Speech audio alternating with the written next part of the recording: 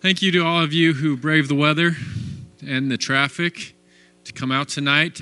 You are in for a treat. I'm very much looking forward to tonight. You guys know AJ, so we have our expectations there, and they're not high. But Kelly, on the other hand, she is going to be amazing, and so I'm excited to introduce you guys to them. But before we get to that, let's go ahead and kind of get started here. So for those, who's new here? I met a few people, a couple new people here. So my name is David Malmborg. I guess I am now president of SLCSEM as of last month, if you guys missed that news. So I'm grateful that you guys are able to be out here. Other board members in the crowd, if you guys could stand up, we'll recognize you. We've got Doc back in the corner on the camera, recording the session, so if you guys actually want to refer to this later, or any of our past sessions, we do have recordings. We do make them available on YouTube. You have access to them, but we can help you find them if you need to. AJ, who is presenting tonight, obviously, he's also going to be, he was over our job board, and you'll hear from him in a minute. We have Brian over here, Brian Phelps from Big Leap. He has joined the board as of last month. He's going to be taking over member services. And so if you guys need to sign up for memberships, have questions on your membership status, he will be the man to help you with that. Adam, if you guys have not met Adam, he's with Instructure. He's joining us as well. He's going to be taking over sponsorships. And so if anybody would like to sponsor this, keep in mind that we are a nonprofit, and everything that you guys donate goes straight into this organization and making sure it runs well. It provides the food, it provides the facilities, it provides the liquor when we're up at the Leonardo.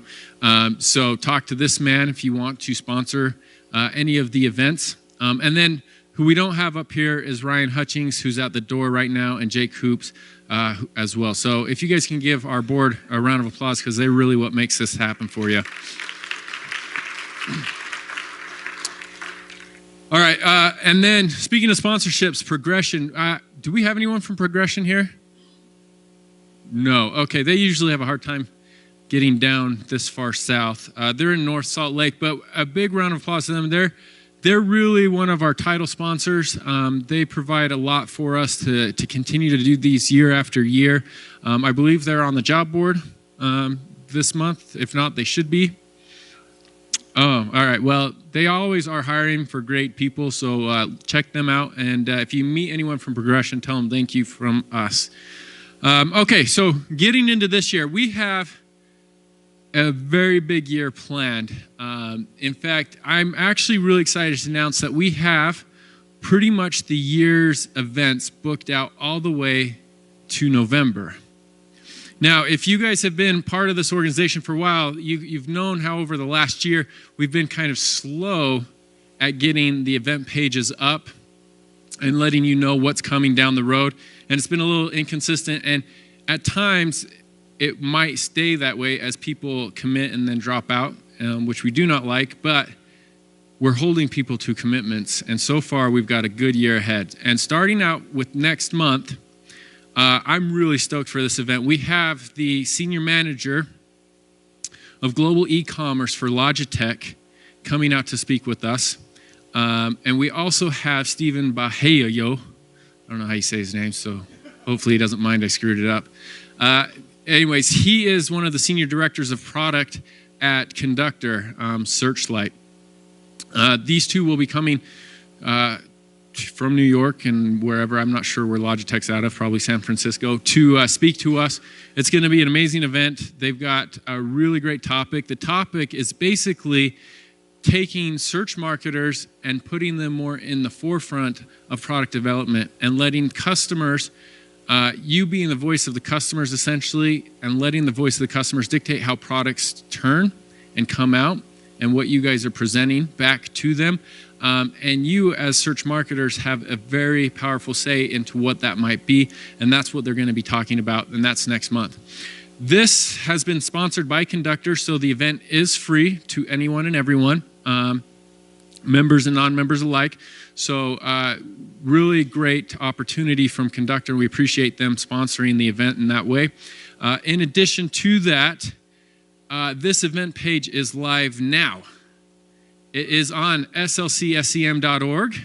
If you guys want to go onto your phones, you can register for this event today. We will be sending out emails and information about the event coming up in the next couple of weeks. But just to let you know, we are getting kind of ahead of the game, if you will. So please register for this event. It's going to be a great one. Additional events coming up, you'll see in June, we've got marketing attribution and data science. We've got a data scientist from the University of Utah that will be coming to speak with us. We've got a great individual from the company called Visible. They're based out of Seattle, who focuses a lot on marketing attribution, which obviously, as search marketers, you guys remember Marcus Sheridan speaking in November, talking about how the role of marketing is going to grow and that we will become more valuable than the sales department, right? And marketing attribution is the way that this happens, so you guys will want to be at this event. That's going to be in June. Most likely it will be here at Adobe. May's event will be at the Leonardo downtown. July, we will have inbound marketing with HubSpot. We had a representative, Dan Tyre, is that his name, from HubSpot, join us in November with Marcus Sheridan. Super impressed with what we are as an organization, and they want to bring out some more individuals to talk. And we don't know exactly who's coming out, but it will be worth attending. We've also had a number of individuals request for a daytime event and not necessarily in the evening. And so here you go. It will be during the daytime. Most likely it will be 9 to noon. The venue is still up for grabs.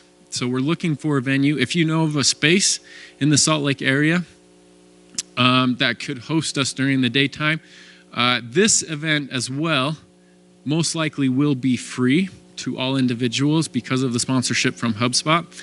So we're hoping to pull 200 plus people. So if you guys know of a space that could host that much, we'd be happy to talk. Let us know. But that's a great time, a great event that we've got going on in July. And it will be that daytime event like you guys have been asking for. October, PPC Chat live. So we've got a couple of the founders and prominent speakers of PPC Chat joining us. Their names have escaped me right now, so I can't tell you who it is, but it's totally worth joining. And as long as they keep their commitment, they will be out here in October. The venue for that, I'm not exactly sure will be. If you've noticed, we are missing October and September, and that's on purpose because we are combining those two events into one all-day event. And on September 2nd, SLCSEM will be hosting its first annual, hopefully, SLC DMC, as I'm calling it, Digital Marketing Conference. It will be an all-day event from morning to evening, and if we have awesome sponsorship, which I'm hoping to, most likely an after party, and if it works out the way that I'm thinking it will, there is likely to be a second day of workshops with individuals on a variety of different topics from analytics, attribution, conversion rate optimization, and so on. So this is actually going to be at least a one-day event, if not a two-day event. It's going to be a really big deal. We are all hands on deck as far as the board goes to getting this created. I mostly want you guys to save the date for now because we're pretty much locking that as the date. Members will get in at a highly discounted rate. Non-members will pay a highly rate. And so make sure you guys are signing up for membership because we're going to have an awesome event. We're really going to make this something to be proud of as far as what our organization has produced, which is great marketers and a great metro area of marketers. That's known nationwide, nationally. How do you say that? Nationally. So SLC DMC coming September 2nd, so please look forward to that. We're really excited to have everybody participate and be a part of that. There will be opportunities for local speakers, definitely sponsorships. There will be booths, so if you guys are running an agency or want to produce or be a part of that from a sponsorship standpoint, get in touch with me or with Adam, who I presented earlier, and we can make that happen. But look forward to that. Because it's going to be an all-day event, though, like I said, it's going to take up our August and September event timeframes. All right, so let's bring AJ up, who's going to discuss job board and the job opportunities we have in the Salt Lake area, metropolitan area. Awesome. I'll just do the headset because it's already on and it's pretty awesome. Okay, so we have 3 opportunities up on the job board right now. Twio brand. Actually, I'm not quite sure how you pronounce it. Do we have any reps here from Twio? Okay. They're looking for a search marketing manager, a PPC person, 2 years of experience. The salary range is in the 45 to 55K, and they are a branding agency. Pretty swanky from their website, so that was kind of my first interaction with them. So anyway, if you're interested in that kind of position, check that out. We also have CHG Healthcare. I know we have 2 people from CHG here tonight, don't we? Yeah, do you guys want to stand up? So if you're interested in any of these or in this position, feel free to talk to these guys over in the networking. Which one of you is Chase? Okay, sup Chase? All right. Yeah, doing great. So anyway, check this out. Their CHG is really, really cool. They have a really strong emphasis on training, on an engaging culture. They're looking for paid media experience. They're not listing the compensation, but allowed me to say it's really, really good. So anyway, great comp and benefits, double thumbs up there. And it also has some pretty good analytics stuff. And you guys use Site Catalyst, don't you? Okay, so you get to use pretty killer enterprise analytics tools. And then RS Hughes, I announced this one last time, but when when a post is up on the job board for 30 days and the event is less than 30 days, I get to kind of re-announce it. They're looking for a pay-per-click analytics analyst, a pay-per-click analytics specialist, and then an SEO and e-commerce data specialist. So anyway, industrial supply company. They're headquartered out in Sunnyvale, I think, in Silicon Valley somewhere. And anyway, their Salt Lake office, very cool culture. Anyone here from, is Mark here? Okay, all right, we'll go ahead and pass by there. And I think that's it. So I'd like to introduce our first speaker, Kelly Byrd. She's from Likeable Media from New York City. She came all this way just to see snow because she hasn't seen any in New York City, I hear, this winter. And so we'd like to invite her up as well to present to us on paid media strategies. So if you guys can all give Kelly a warm round of applause.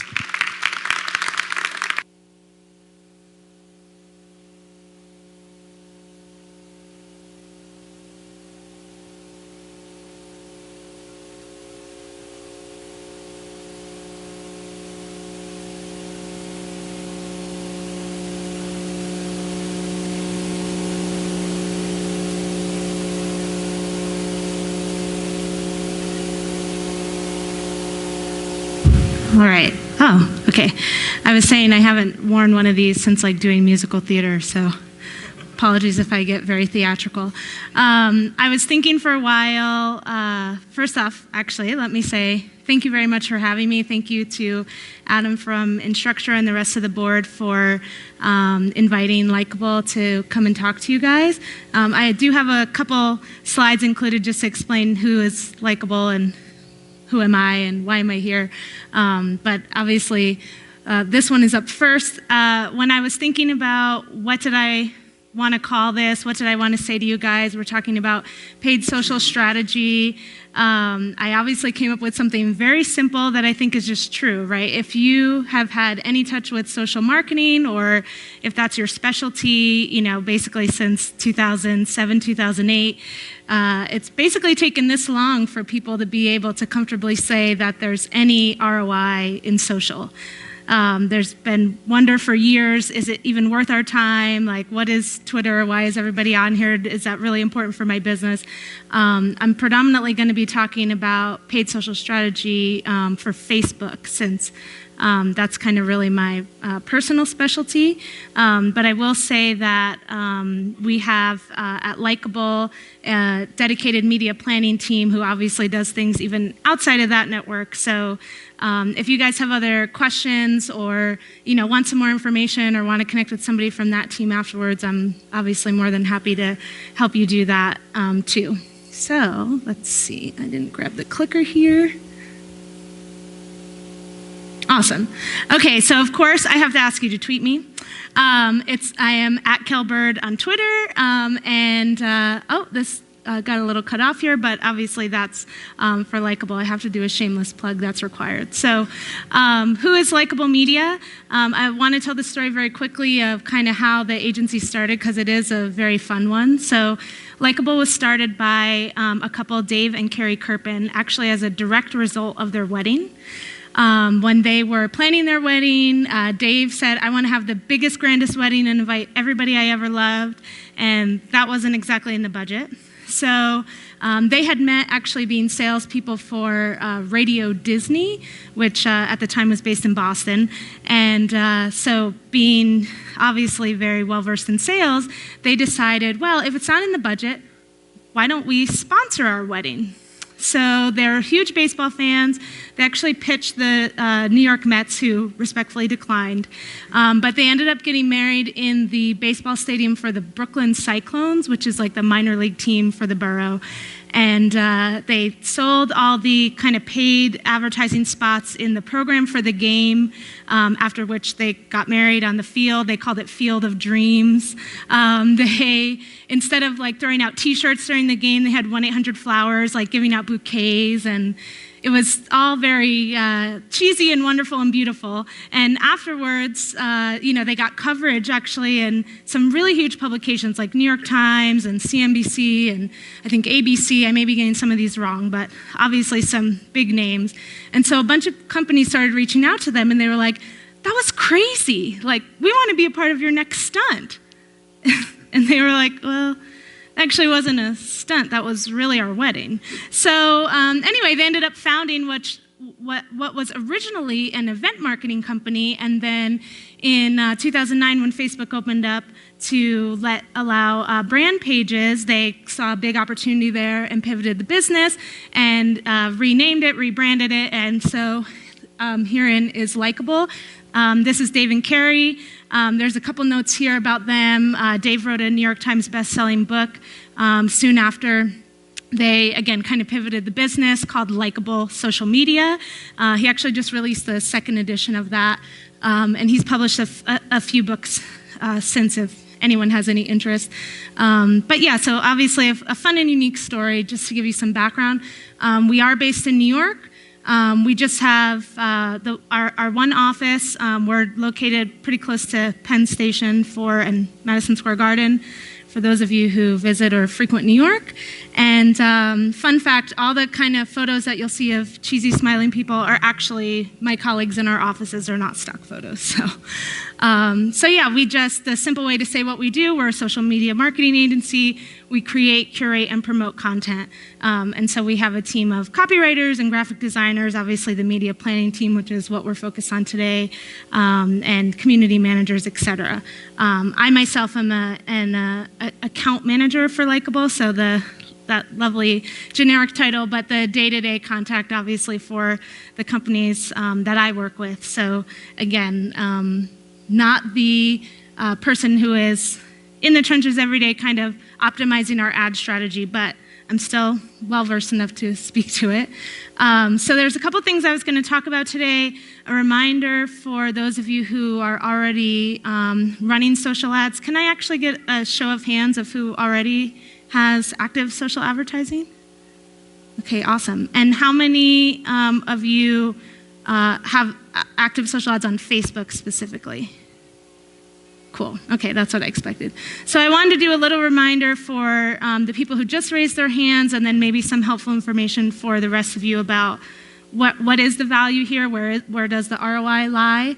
Talk a little bit about ad planning, and then targeting specifically. Obviously, that's the key piece, and we all know, everyone says like Facebook could be, I forget what the stat is at this point, but like the 6th largest country in the world or something like that based on membership numbers. So obviously there's a lot of options there. What ad products should you be focused on? There's lots of different content types on that network, which are going to really help you, drive the most conversions or leads, et cetera, sales. Some tactics there.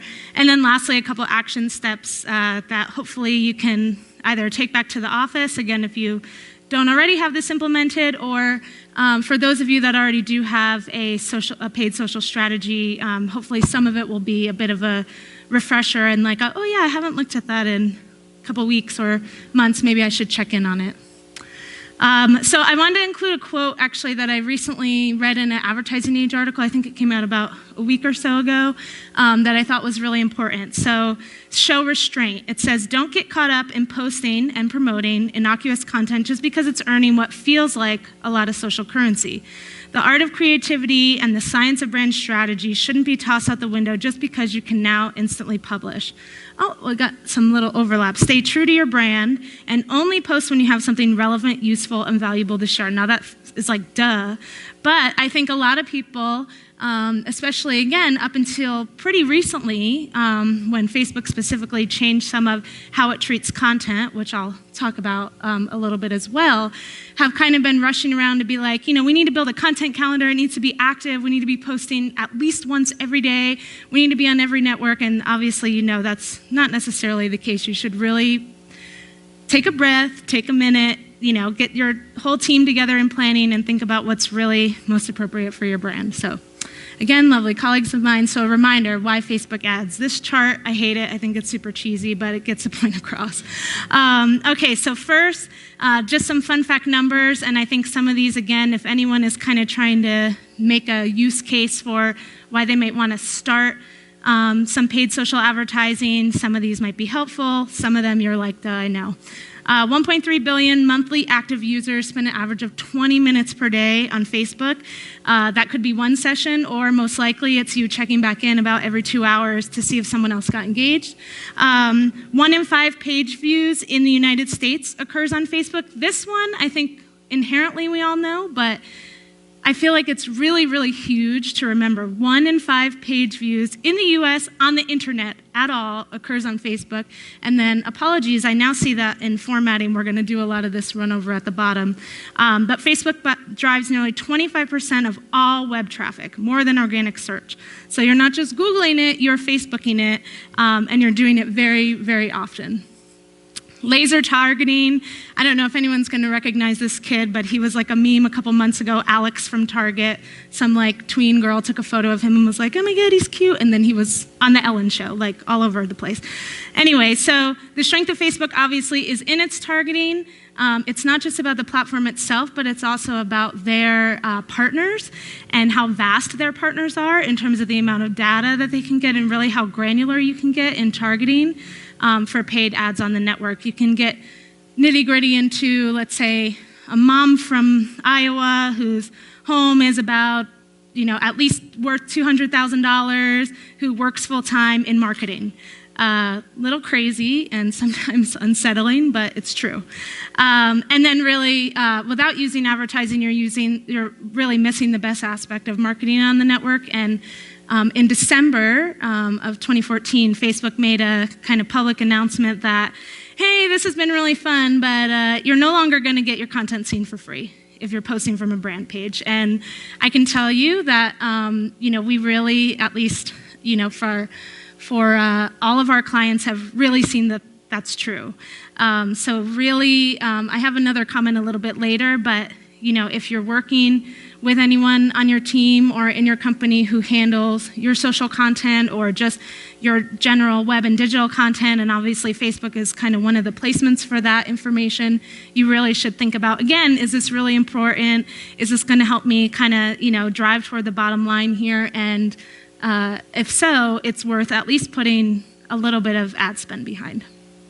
The mobile opportunity, again, this is kind of you know, a little refresher. Facebook post reaches over 50% mobile. We know that. You probably checked it already since you got here. 200 million plus mobile users in the US alone. And 1 in 5 minutes on a mobile device is spent on a Facebook property. So that doesn't just mean the actual Facebook itself app, but as you know, they have that Messenger app that I hate and I really tried to avoid downloading for as long as I could. They have a groups app, they have a page manager app, so if any of you are involved with management of your brand pages on Facebook, I recommend that you use that if you don't already. So again, that I thought was a pretty key statistic to kind of note down for later if you're still kind of making a use case. And for this, I want to, again, since I'm talking about ROI really and Facebook strategy, I had to give a shout out on the bottom here to our media planning director at Likeable. His name is Tim Bosch, because the quote up here really comes from him, and that's, again, cut off, the other ROI, which says that you can't read the risk of ignoring. Really, you can have a paid piece of content up on Facebook, a video, a link post, what have you, for $5. I mean, even less. You can set your own budget, and you really are running a risk, especially, again, if you do have an active presence on the network and you do want to see, of course, some value for spending time there, for having your team spend time to make content for the network. You really run a risk of, if you're not putting some paid spend behind your content there and just kind of ignoring that. So I mentioned at the end of 2014, they made this public statement. If you have any content that is deemed too promotional, basically you're going to be dinged in terms of search. So you're not going to be visible in people's news feed if you just put that post up and you gave me no money. Okay, so what is promotional content then? Well, Facebook hasn't given an official definition, of course not, for what would be too promotional. So you're kind of left to your best judgment here. But if you're asking someone to take an action off the network, you want them to fill out a lead form, you want them to give you their email address, you want them to register for your event, you want them to buy something, etc., consider that, obviously, that's promotional in some way, and if you want to put it up, again, there should be some paid component to it. And of course, as a result of that, a lot of brands, and certainly the majority of brands that we work with, are moving to what we call an always-on strategy. So like I said, if it's important enough to get in your content calendar, it's important enough to have a little bit of paid spend behind it, or a lot of bit of paid spend behind it, depending on what the goal is for that piece of content. So ad planning. I mentioned before musical theater, so no surprise in that title.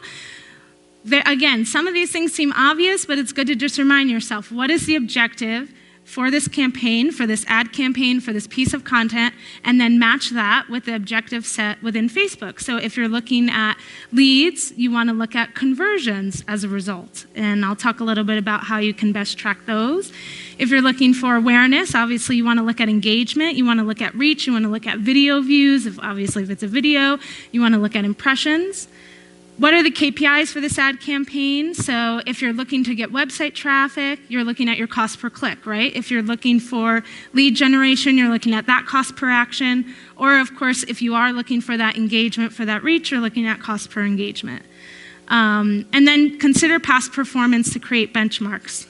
This one, again, seems super obvious, but I don't think people do it enough. Look at your previous ad campaigns, look at the previous content that was similar to this that you've shared, or that that had a similar goal in mind, even if it wasn't the same type of content, and use that to set the benchmark for the success of this current campaign. So these are just some examples. Maybe it was $20 per lead, which in some cases can be much more affordable than some other longer lead marketing efforts. Or maybe it's 30 cents per engagement, what have you. And lastly, identify the key insights that you want to track throughout the campaign. Obviously, you don't want to just put this stuff up there, put the spend behind that content, and not be tracking it until the very end and say, did we get there? Make sure you're looking at what you want to track along the way to see if you're hitting these benchmarks. So what type of content drives the best leads? Is that what you're looking at? Are you looking at which audiences are responding the best? Is it more of an analysis of targeting? Is it more of an analysis of content? Is it both? Usually, or hopefully, it's both. And make sure that obviously everybody's clear on that and knows who is tracking what and when and where. Conversion tracking. So I mentioned talking about a little bit more about this. So how do you really actively track conversions? You put a link post up on Facebook, directs people to your website, you want them to fill out this form, and then how do you know how many people who filled out that form came directly from the Facebook post, okay? So first off, optimize your ads to increase clicks and decrease costs. That's awesome, okay? But that's not the only part of tracking your conversions. Making sure that you have conversion tracking implemented correctly allows you to optimize both your creative, again, the content, the visual, the copy, and the targeting, both, so that you know which combinations are driving the best action after people click. How many people are not just clicking through to the site, but filling out the form, right? And in order to do this, you can easily tag and paste a conversion tracking pixel. You can make these right in Facebook's Ads Manager, totally free. Yes?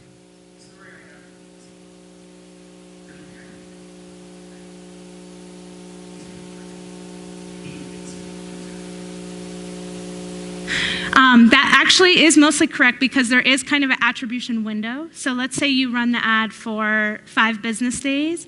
They do give an extra, I believe it's about 48 hours, don't totally quote me on that one, where they do attribute, if there's traffic from Facebook directly to that page that filled out the form, they do attribute that to someone being seen in the ad if they're a part of the targeting.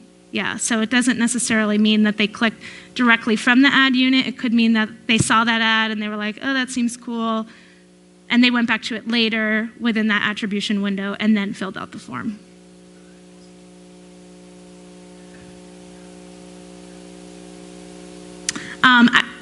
Actually, to my knowledge, it still means that they saw the ad at some point, but of course there is that possibility, and if they saw the traffic directly come from being on Facebook to going to that page, they might attribute it that way, and right, they may not have even seen the creative. That is a possibility. In order to get these conversion tracking pixels, like I said, you can do this fairly easily in Facebook's Ad Manager. It's totally free. It's some fairly simple HTML code. They tell you exactly where to place it on the website. Of course, you want to place it on the thank you page or the kind of completion page that's shown after you took the action, after you filled out the form, not on the page for the form, okay? Because that only tells me how many people actually went there, not how many people, kind of went the extra mile. So in terms of the structure of these things, you're looking at your overall campaign. Let's say it's, end of year e-commerce sales. You want to sell some products or, accessories, what have you. Then you're looking at the individual ad sets. So that's the creative that ties back to these accessories in addition to the targeting for each of these. So let's say you're looking at those moms in Iowa, or you're looking at, women in New York City who actively shop online, something like this. And then underneath that, of course, is the individual pieces of creative. So maybe you have 3 images and 6 copy options, and you're obviously testing those. And as you know, you can kind of pause or activate each individual one depending on performance at any given time. Okay, so targeting for these ads. Obviously, you can look at CRM targeting. You can look at your current email list and basically input that into Facebook directly. And not only use that data to see, of course, if those emails match up with the emails of people who use Facebook, but you can also use those emails to create what's called a lookalike audience, right? So people with similar interests in a similar demographic, in a similar geographic area, things like that. A website custom audience, so retarget people who have already visited your website. Maybe they've already visited the homepage of your website, and now you want to serve them an ad to look at the contact us page of your website, or again to fill out something, or to go to the shop on your site because they already have some interest and some familiarity with the brand. You can target people who've already seen your online video, especially on Facebook specifically. This is really, really great and really, really key. We actually have seen a lot of success with kind of bringing people down the sales funnel in this way, starting off by showing them an informational video about your company, of course, short and sweet, and informative, or about your product, or background information, whatever kind of ties to the goal, of course. And then retargeting the people who of course, already watched this video with, again, let's say a link post ad to go to the shop and buy that product. Now it's up and available online. We gave you a preview of it before. Or, if you're trying to recruit people for your company, you showed them an informational video about who we are and what we do, and now you're linking them directly to the, to the job application page. And these are really good opportunities, again, for converting, whether that be leads or form fills, event signups, sales, etc. or possibly getting, recent testimonials from customers if they're not responsive over email. It's another way to obviously have that touch point and, get back in front of them again. The lookalike audience I mentioned. So here at the most similar level, Facebook's just going to look at the people within the top 1% of users that have similar traits to, the kind of the audience that you have inputted, the information that you've provided. If you want to get more granular at the opposite level, if you want to get more broad at the opposite level and just optimize for reach, you just want the most amount of people as possible to see the video, and then you can get more granular with the people who actually watched it, or the people who are a little bit more specific within that targeting area to actually go to the store and purchase because you think it's going to be more worth your spend, they're more likely to buy. Then Facebook will display the ad to the 10% of users within your target country who are most like that target you provided. So obviously you have a lot of variation here. Yeah.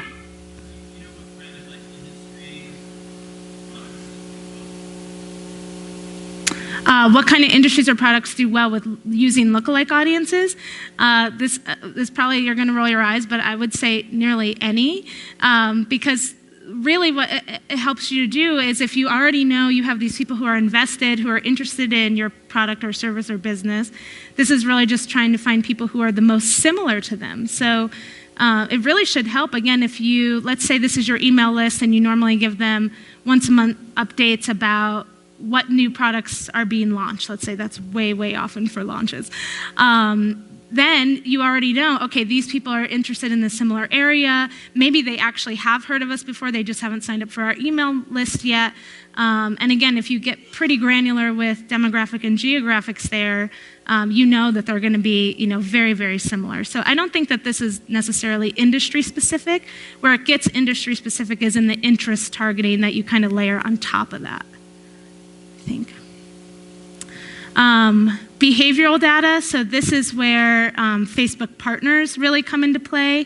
So this is where we don't just know how often you use Facebook and if you're using from a mobile device, et cetera, but also I think some of this stuff is hard to read, but again, we're looking at locations in the United States, behaviors, you're likely to move, what is your age, then you have that potential reach. Then you're looking again at the income level, if they have a home ownership or if they're renters. You can get down into, recent mortgage borrower, or look at people who have timeshares, things like that. So obviously, again, people haven't necessarily told Facebook that they own a timeshare, but they obviously told someone somewhere online that they own a timeshare who is most likely a partner for targeting within Facebook. Interest in demographics. So again, this is where I'm saying that's where you can get really, really key. If you're in a niche market, if you have a very, very specific target audience that you're really trying to reach here. Again, I don't need to say this. If you were logged into Facebook and you're browsing the internet and you were looking for shoes on Zazzle, you're probably going to end up seeing ads for cute and pretty shoes for the rest of the day. Sorry, this is a largely male audience, so that was a bad reference. But again, it doesn't necessarily mean that you looked at this on Facebook, that you said, I like these shoes. It could be that you were logged in and browsing outside of, and so again, they're able to track that information. So with the types of ad units, I pretty much already mentioned them, but what are the priorities here? So here's just an example of a video ad. I'm sure this looks very familiar. This is for one of our clients, Century 21 Real Estate. So here, a cost per video view, you typically want to look at under 10 cents. That should be a really good benchmark. If you're going above that, maybe it's because, again, you got super granular with your targeting, or the video is very long, or there's not kind of a compelling or interesting or an image as the kind of screen capture that gives a good description of what the video is going to be about, or the copy isn't compelling, etc. But if all those things line up well, you should be able to get at that under 10 cent cost level for video view. They have a native CTA function, so you see that here. You can either replay the video or you can take another action. I can take you off of Facebook now and get you to where I really want you to be. Remarketing ability, we talked about this. If you already watched the video, and I know you've watched the video, now I can serve you with something else. Conversion tracking, same thing. I'm clicking here to book now, and then I have conversion tracking implemented on the thank you page after you've booked, and now I know you watched the video, you clicked through, you filled out the form for me, and you're officially a conversion. For driving leads, keep the videos short, short, short. I cannot stress that enough. I mean, we're all marketers. You know how short your attention span is. You probably zoned out at least 5 times since I've been talking. So really, I mean, between 30 seconds and 1 minute is kind of pushing it. If you can get your information in 30 seconds or less, do that. Especially, again, if you're including a CTA button afterwards where you can provide more information or a follow-up video, or kind of tease it as a series and say like, click to watch the next episode or click to learn more, click to sign up, etc. And then this was just an idea for an example. Obviously with this real estate brand, if you start off with an informational video and then the CTA would be, click here, or the video would be a walkthrough of a home, obviously that's for sale, and then you would click through to the form to inquire about, learning more about possible purchase. So video ads, and then your other priority ad product, link ads. I've been talking about this so much. These are really kind of the workhorse, per se, of direct response marketing on Facebook for obvious reasons. They take you from A to B directly. You don't have to take a lot of time to digest the information or try to understand any more about it. And really, again, depending on what the goal is or what the subject is for these, they should be also simple and sweet and usually kind of teasers, because the goal, of course, is to get you off. These are not posts where you're really tracking for engagement. If you look at your link posts on Facebook and you're seeing engagement really low, that doesn't mean it's a failure. That actually usually means it's a success, because people weren't spending time commenting, and sharing on Facebook. They clicked the link and went to where you were driving them.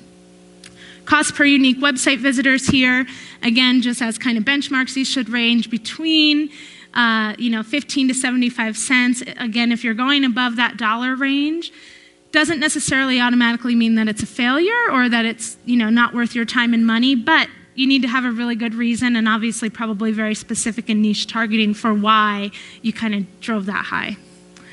And then here's a tip. Every single link post that you put up, and same with any type of content on Facebook, doesn't necessarily mean that it has to be published on your brand page. You don't have to have a form from Likeable Media to say sign up for our email newsletter that's visible on facebook.com/Likeable Media. It can just be visible only in people's newsfeed, and with that, they are called unpublished, or we often say dark posts, which means, of course, that again, if you go back to my public brand page later, you're never going to see these. You're only going to get served with them in the newsfeed. And of course, then you can segment if you really only want people on a mobile device, if you want to test desktop and mobile, or desktop specifically maybe. Of course, a split test is always good there to see what's really kind of a key learning on that for future similar content. Okay, so tactics here, sequential creative, this is what I've been talking about. The path to conversion can be a multi-touch point journey. You can start off with that video, you can then give them the link post, and then you can retarget the people who visited your website, whether they were the people who converted or not, later on. So let's say they watched the video and they clicked through, but they didn't fill out the form, but you don't want to lose them there, and you want to test something else, again, specifically with paid social. You can then retarget those people specifically and kind of bring them back into that funnel if they've kind of dropped out.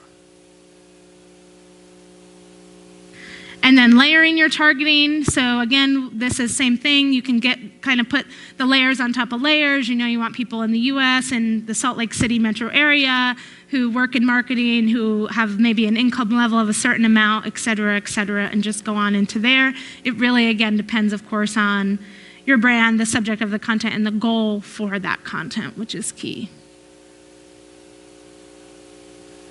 And make sure, of course, that whatever the goal is, that your creative, both copy and visually, matches with that, entices that, kind of gives more information about that, or makes you more interested in that, and test different options. Again, you have the ability to have these things go up, that they're not going to live on your page forever, and they're not always going to be publicly visible, and you can pause and activate them as you think appropriate or as you're seeing results. Okay, so some action steps for you guys. what's going to be most helpful to kind of go back and look at again. If you are the people who raised your hand in the beginning and said, I already do have an active paid social strategy on Facebook, or of course, if you don't and you want to learn a little bit more or start implementing some of this stuff. So first, make sure that you're using conversion tracking pixels, and I have to stress correctly. I, of course, won't name names, but I have worked recently with a client of ours who's been a long-standing client for several years, who knows all about this stuff, and we run lots of campaigns and we know all about it. We had a huge ad campaign go up at the end of the year, and the conversion tracking pixel was placed incorrectly. It was placed on the home page of the landing page that we were driving people to. So we know how much traffic we got there, and we had awesome traffic numbers. We do know, of course, that the campaign was a success, but because the client incorrectly placed the conversion tracking pixel, not, again, on the kind of thank you page or whatever page is shown after the action, we can't with 100% accuracy claim who actually took those actions, again, as a direct result of our work. So if you have them up, double, triple check that they're up correctly, and if you don't, again, it's totally free. It's simple HTML code. Make sure that it's up where you need it to be. Look at your sequential creative strategy, or develop a sequential creative strategy if you don't have one already.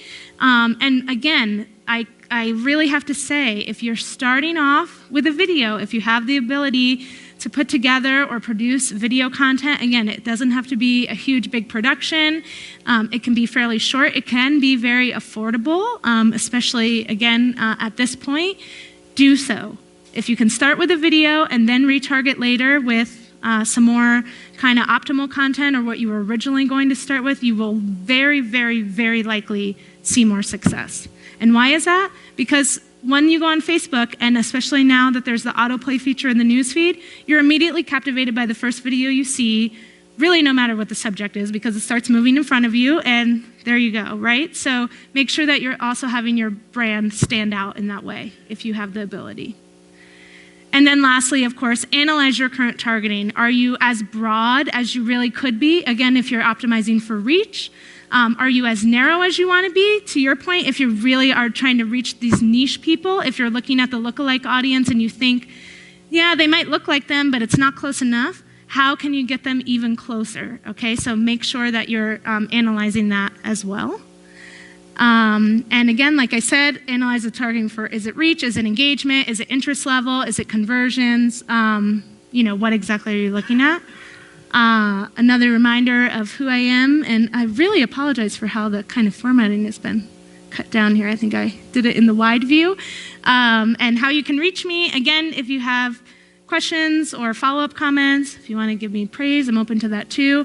Very simple, it's just kelly@likeable.com. And again, for those of you who may have even more specific, I know we're going to do Q&A later too, but more specific questions about Facebook, or I know AJ is going to talk about LinkedIn, about other social networks outside of that, and paid social strategy best practices, feel free to email me or get in contact with me, and I can put you in touch with our media and planning director, who is way more well-versed to talk nitty-gritty, geeky stuff outside of this. So thank you very much.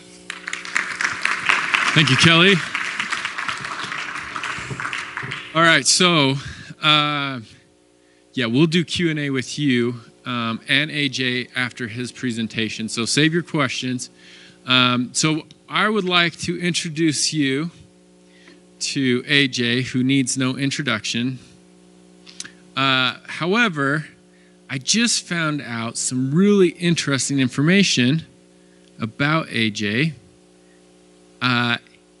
AJ does not have a Facebook profile. He is a social media marketer who refuses to use social media. And I did not know this. Anyways, I find it fascinating. He has spent and used Facebook's ad platform far more than he's actually used the platform for his own personal use. And so if we could all convince AJ on Twitter, because we do know he uses Twitter, to sign up for Facebook so we can all be friends with him, that would be great. AJ, the redhead, is going to talk about the redheaded stepchild of social media advertising, and that is with LinkedIn. If you are, how many people here would consider themselves B2B? All right, so we got a good part of you. So if you are into B2B marketing, this is a platform that you guys should be looking in. How many people advertise on LinkedIn? All right, so a lot less hands that went up. Okay, so AJ's going to convince you to start using LinkedIn. So I'd like to introduce you, AJ Wilcox.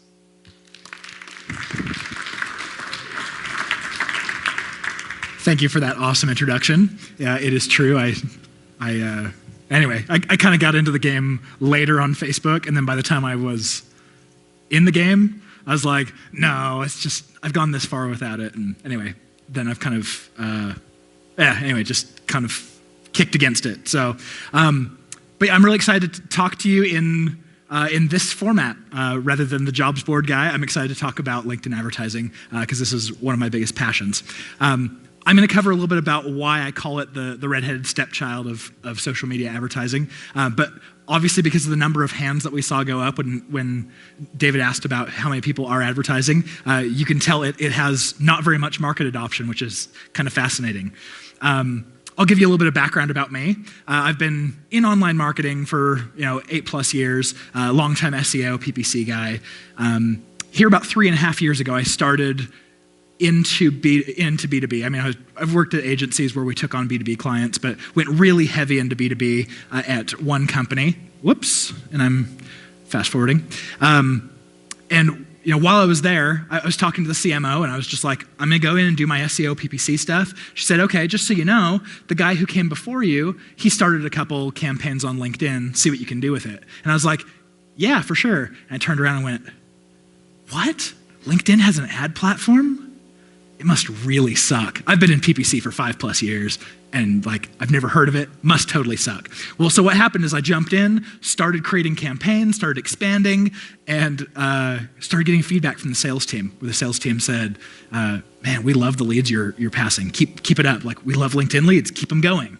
And so I was like, okay, well, this platform's kind of winning me over.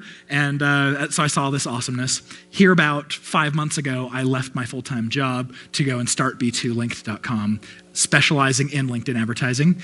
So I kind of hung out my own shingle, and I'm having a fun time so far. I live in Lehigh with my wife and Pi kids, 3.14. That is my announcement that my wife is pregnant. So we're going to have numero quattro. Super excited there. And then I am a triathlete, an exotic car lover. Get me on the subject of Aston Martins and Ferraris, and we'll talk all night, all the way to the after party. And then I am a soulless ginger. So, okay, for those of you in B2B, I'm sure you know, I think the biggest challenge with B2B is that all of us are consumers, right? We're constantly being bombarded with consumer-driven advertising. We get, the sexy products, the Nikes, the Under Armours, the Cokes, all of that advertising is coming to us all the time. But then when we're at our positions at work, we serve a different role. We are, online marketing director. We are, purchasing person. I mean, you have a specific role, and someone out there is trying to sell a product or a service directly to you. They have to cut through all of the clutter of all the B2C communications to target you specifically as a buyer for B2B. It's kind of fun for me to think B2B companies aren't really household names. It's really difficult for me to think of a B2B company that is a household name, and unless they have a B2C version of their product. And I mean, when you look at, when you look at the whole market and you're looking at companies that you might want to work for, companies that you want to buy their products, you're very rarely thinking of B2B companies. They're just not very sexy. But when you look at the Fortune 1000 and realize that 72% of them are in the B2B space, that's where the money's at, right? So less sexy, but money. So I heart money. So how do you reach these business users? Everyone who uses AdWords regularly, raise your hands. I figure we probably have lots of AdWords people. Okay, cool. Yeah, that's a pretty good audience of AdWords experience.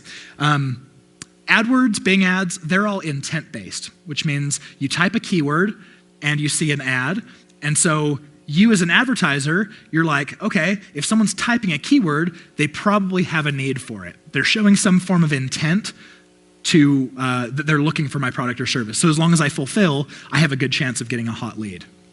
I think the biggest challenge with at least feedback that I've gotten from sales teams, from AdWords leads, is there's no way of qualifying that prospect. You know that you have someone who is interested, they have a need, the timing's good, but you don't know if they're the CEO or the janitor or anything in between.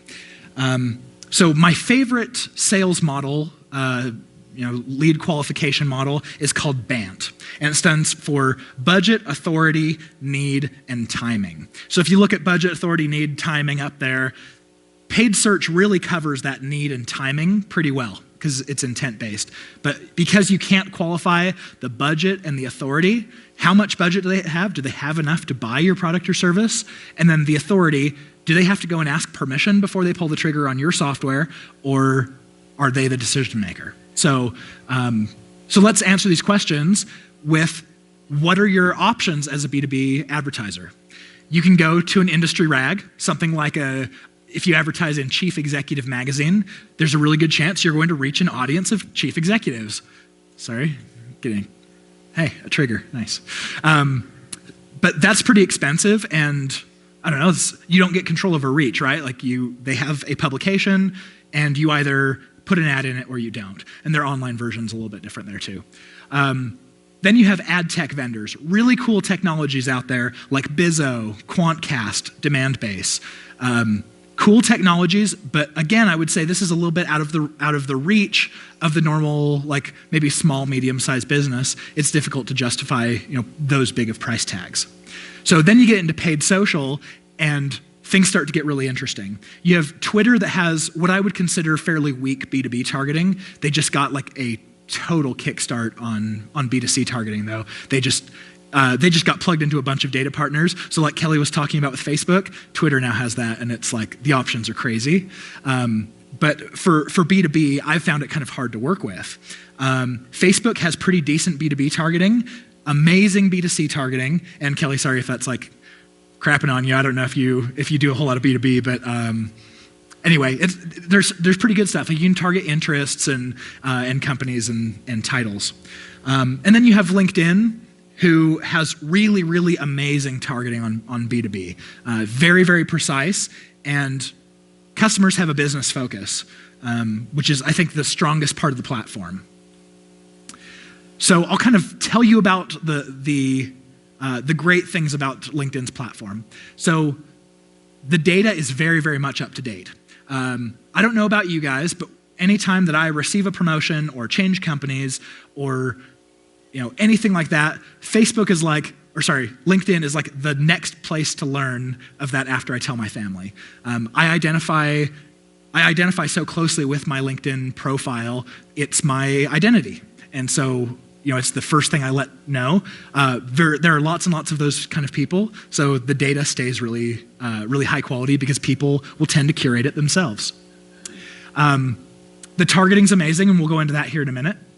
You can have near unlimited traffic. So in talking with people about LinkedIn advertising, sometimes I hear, you know what, I really don't want to learn a whole new platform or start using another platform just to advertise on a single domain. I think I'd rather go advertise on an AdWords or a Bing ads where I can invest in that one platform and then show ads all the way around the web on more than one domain. I'll tell you, LinkedIn is a massive domain. There's a lot of traffic on there, and you would have to have a massive, massive budget to reach the fringe edges of it. The business mentality I talked about, when people are surfing on LinkedIn, they're not on their way to go play Farmville. Like they're there for a reason. They're there for their job, career, something business related. And so it has them in the right mindset, which actually makes really, really high quality leads. And then LinkedIn does have a self-service aspect, and that's kind of what I'm talking about.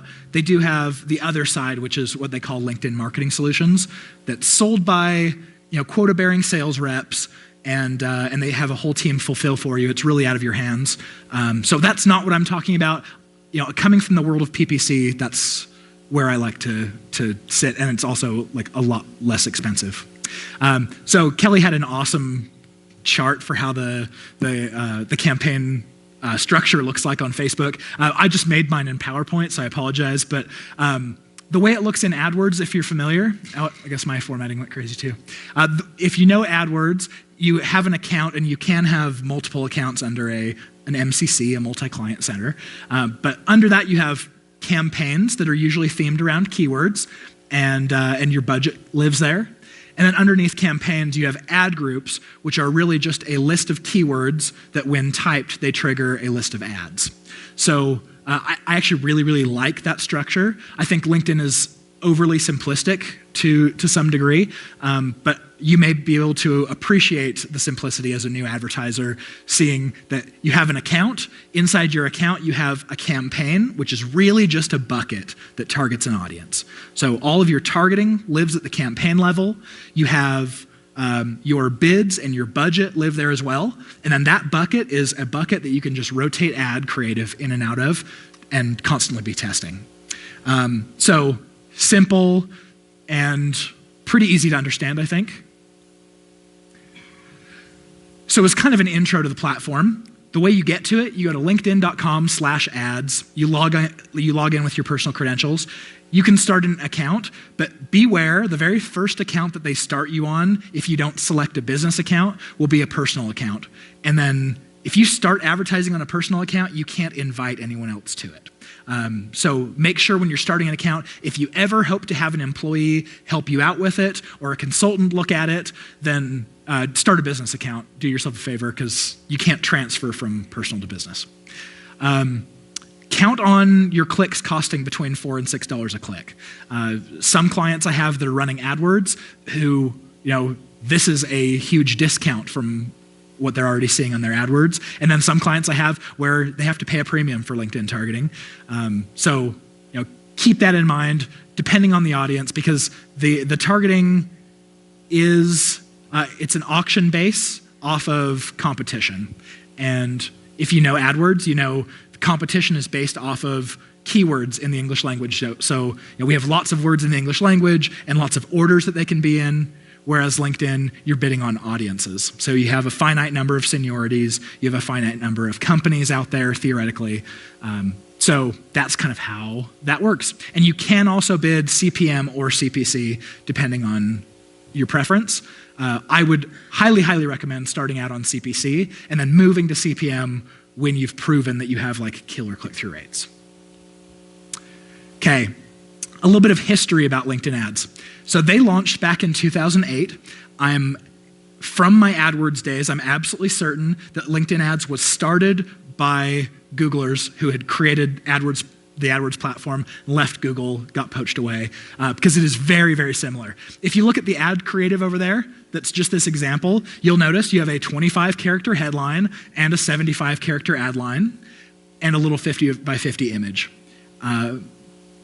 The image is kind of cool, but really what can you communicate in 50 by 50, 250 pixels? Not a whole lot. I'm actually surprised that you can read the word State Farm, but you do get an extra 5 characters and a little image over AdWords, so I'm sure they were feeling pretty hot on themselves. But that came out in 2008, and it got largely ignored since then. From all the hands that went up here for LinkedIn advertisers, right? This is something that you may have noticed in the sidebar, and you may or may not have even heard that it existed. So that's a problem that is slowly going away, but anyway, they need to do some more marketing. Keeping in mind that LinkedIn advertising is a display type of ad, and so you don't have control over when your ad is seen, you do have control over who it is who's seeing it.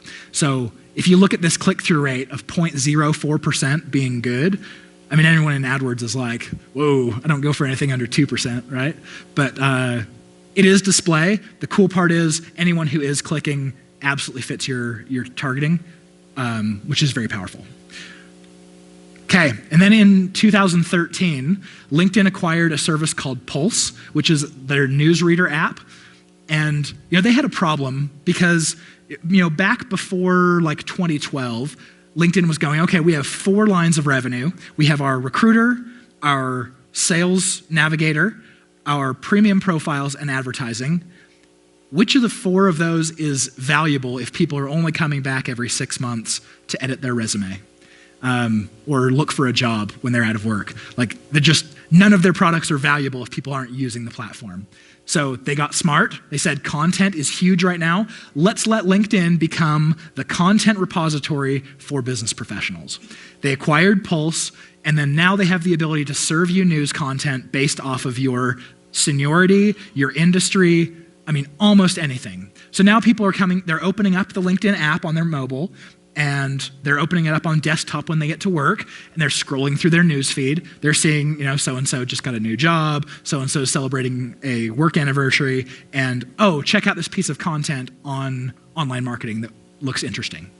A very, very cool move. But with that acquisition, they came out with a new ad unit called a sponsored update, and it's very similar to a newsfeed ad on Facebook. In fact, I'm pretty sure it was copied, but I'll take what I can get, and you get more real estate, a lot more real estate than you got with the right rail text ads. You get, on desktop, 180 pixel wide image, but on tablet, it's like 1200 pixel wide. So you get a lot more real estate. You get 150 characters for an intro. You have 55 characters for a title and 155 characters for a description, which to the SEOs in the room will sound very familiar.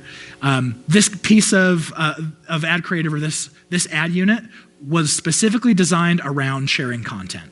Very cool. Notice that on the previous slide, the right rail ads, a really good click-through rate was 0.04%. These ones, a good one is a 0.4%, which means it's literally 10 times more effective, has 10 times more engagement, and it's reaching the same amount of people, but you're actually getting engagement, which is great. Okay, the targeting. This is the part I love so much about LinkedIn, is you can target any combination of these elements almost, and you can also add exclusions in. So there's really, really cool stuff. You can target by job title. Beware, that's the first thing everyone targets is job title, and so those tend to be a little bit more competitive than if you reach your audience other ways. You can target by job function, so you can say marketing or HR. You can target by seniority. It can be manager or VP or director or entry level, or I don't know why you'd ever want to target someone who's unpaid, but there's like unpaid and intern in there.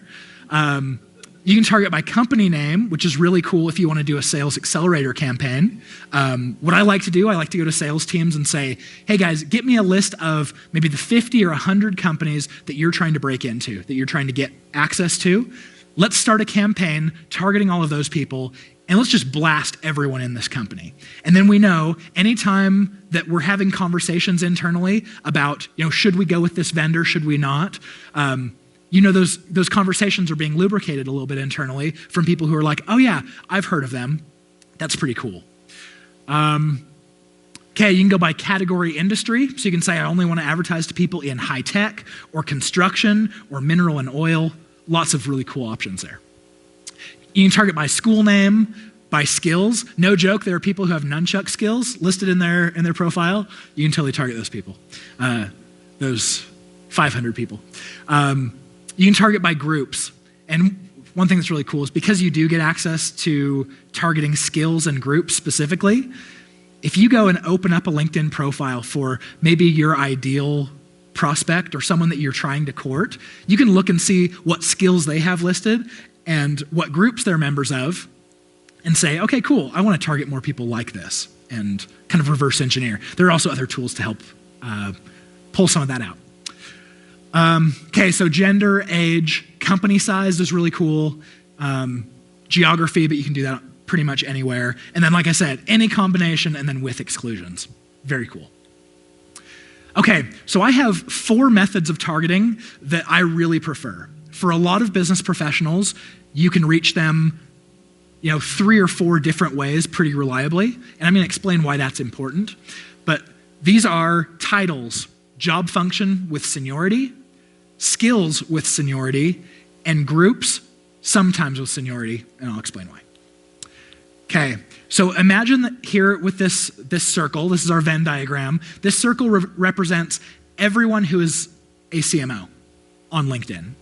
If you are targeting job titles, what happens is you're going to get a chunk of them, and they're all going to be, the vast majority of them are going to be relevant. They're going to be CMOs, but you're not hitting everyone. And the reason why is because your job title field is a free form field. And so LinkedIn has to go on the back end and try to categorize that. And so if you use a cute title like Growth Hacker or Chief Wizard or PPC Jedi, you're not going to be categorized by job title, right? And so there are a lot of people who aren't covered. So the next thing I like to do is say, okay, let's try this with a job function and seniority layer.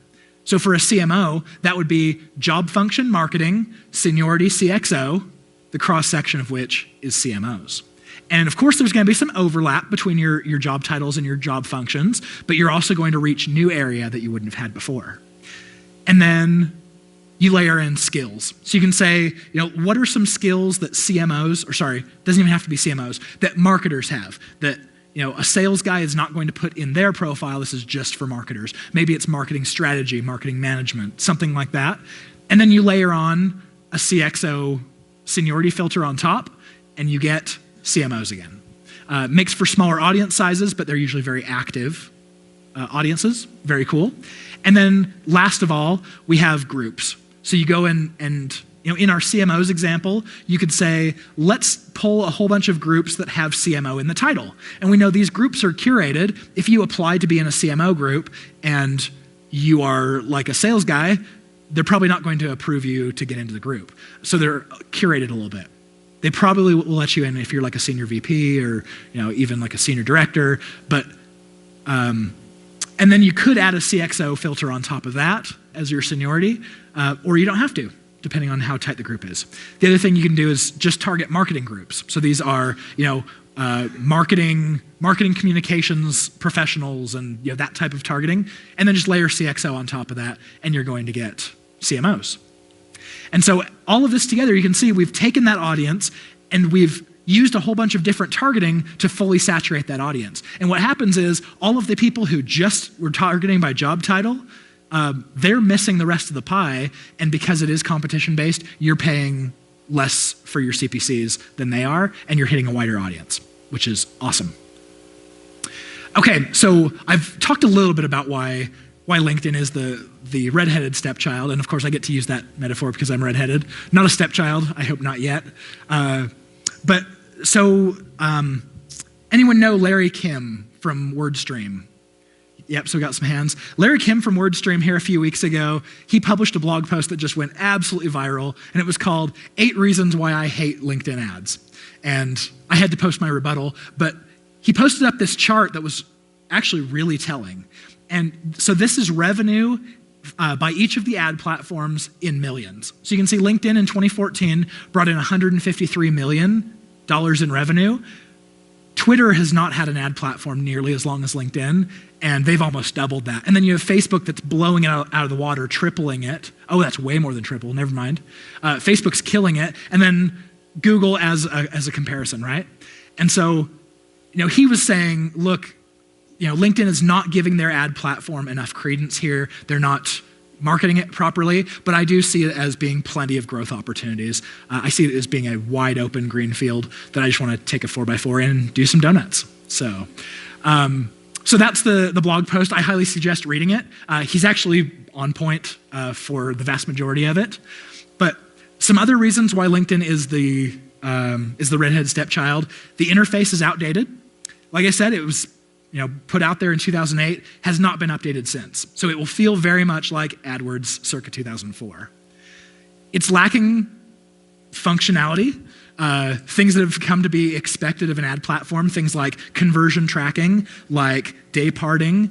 I started to salivate a little bit when Kelly was talking about custom audiences. You can do custom audiences on Facebook and Twitter, but not LinkedIn, which basically means you can take an email list, upload it to the platforms, and serve ads to just the people you have their email addresses for.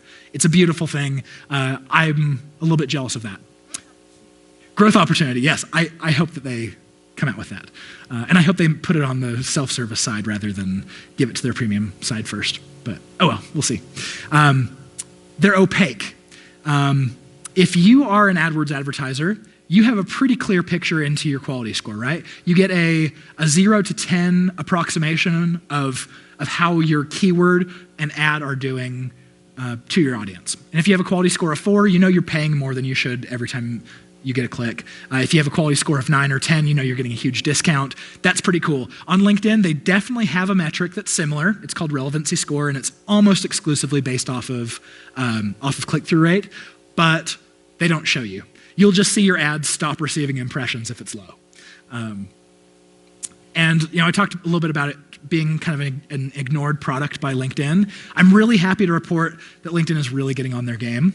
They acquired the service Bizzo. I mentioned them as one of the ad tech vendors. They acquired that service late last year, and they're starting to do a lot more in advertising. I think they've gotten the fact that their targeting is incredible, and they could be a billion-dollar ad revenue business.